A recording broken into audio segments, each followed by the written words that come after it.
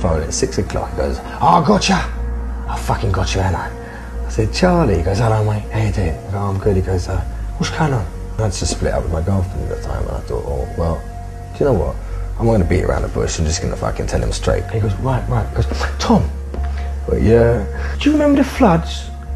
When Oxford?" He goes, "Yeah, the floods. Do you remember the floods?" "Yeah." He goes, "Do you remember that boy who got his foot stuck in a grate and the river kept rising? And he kept rising, and he kept rising, and eventually they tried to get him out, but he drowned."